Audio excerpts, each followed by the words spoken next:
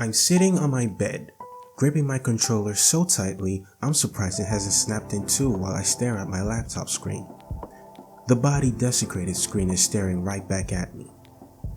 I curse at myself for dying the way I did.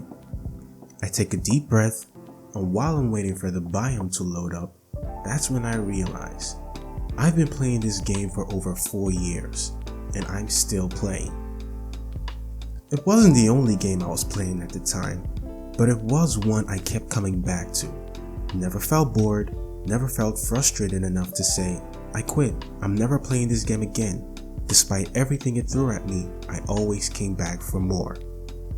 Dead Cells is a game that came out 2018 and yet is still worth playing in 2026, not just because of the support, although that helps, but because it does 3 things incredibly well. It respects your time, respects your skill, and it never stops teaching you. It's hard to describe just how time passes when you play this game. On one hand, a single run can feel like hours, only for you to look at the in-game timer and see it's only been 45 minutes. On the other hand, a run could be over in less than 20 minutes. There's even speedrunners who finish the run in 3. But one thing they all have in common is that no one ever feels like their time is wasted. And that's because everyone is so focused when they play that they don't notice time anymore. Scientists call it flow state. Gamers call it locking in. Dead Cells understands one thing that makes up a great roguelike. Failed runs don't mean failure, they mean progress. Every death is a chance for you to discover something. Enemy attack patterns you couldn't see before, different weapon synergies you hadn't tried, a route to a biome, or even an entirely new biome you didn't know was there. You're not grinding endlessly for loot, you're sharpening your skills. Progress isn't gated by unlocks, it's gated by your willingness to put in the time. Compare it to other popular roguelikes. Hades, for example, has you playing and dying for the story. The game is still a lot of fun, but the story is the main focus. So once you see the end of the story, there's not much else making you stay. Hades gives you a reason to finish.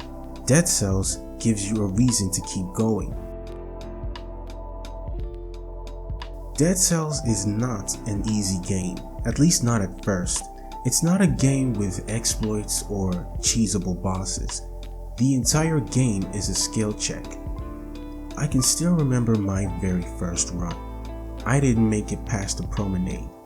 I died so quickly I didn't even have time to register it before I found myself right back at the prison. I thought my experiences in other difficult games would help me.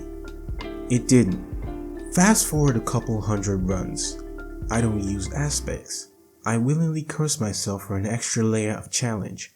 I beat some bosses without getting hit once. I chain parries without thinking. I got better. A high difficulty game like Dark Souls teaches through repetition. You die to a boss over and over and over before you can beat him, memorizing his attack patterns and timing, making plans on what weapon or spell would be best, only to repeat the process when the next boss comes up. Dead Cells teaches by variation, understanding the mechanics, the timing of your roll, when to push forward and when to pull away, almost like the rhythm of a dance. Each run may be different, but the rhythm stays. Each boss may move differently, but they're all still dancing. And when the dance is over and you finally win, you don't feel relief that it's over. You feel ecstatic because you earned it. The skill ceiling in Dead Cells is extremely high. It has about 5 layers of difficulty and ways of adding even more. Even after countless hours of winning, dying, and experimenting, you can still pick up a thing or two. The moment this really hit me was going from 2 boss cells to 3. Suddenly, attack patterns change. New enemies in places they weren't there before, new traps in different biomes, and once you have enough boss cells, new biomes entirely. It felt scary at first, but then I remembered I still know the rhythm. That constant change is what keeps the meta evolving, not just because of the updates, but because players keep finding new strategies, experimenting with different weapon combinations and variations. Then they share their findings in the community. Videos on YouTube, forums on Reddit. Then other players see it and immediately want to try it for themselves. This is a part of the game's way of teaching without tutorials. You're never told you could parry midair, or that certain weapons pair well together, or that you could reset your mutations before a boss battle. That last one I spent a very long time not knowing either.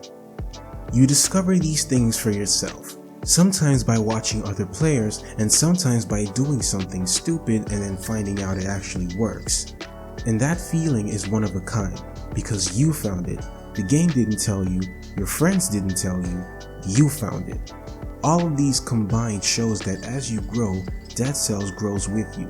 There's always something you haven't tried yet. Just when you think you've seen everything, you find there's always a strategy, build, or loop that's just waiting to be discovered. And that discovery is different for everyone. I'm still here, still holding my controller, a new one because I broke the last one, still staring at the body desecrated screen. I'm not the same player I was when I started. I'm not even the same player I was yesterday. The game itself hasn't changed much. Some updates, new weapons, balance patches, but I've changed. My reflexes are sharper, I'm more patient, and I'm more open to trying new things. Dead Cells gave me the space to grow, and that's what makes it not just a great roguelike, but a great game in general. Not just the updates, or the weapon variety, or even the difficulty settings. It's the respect. Dead Cells respects your time by making every run matter to you. It respects your skill by never holding your hand, and it respects your intelligence by trusting you to figure it out.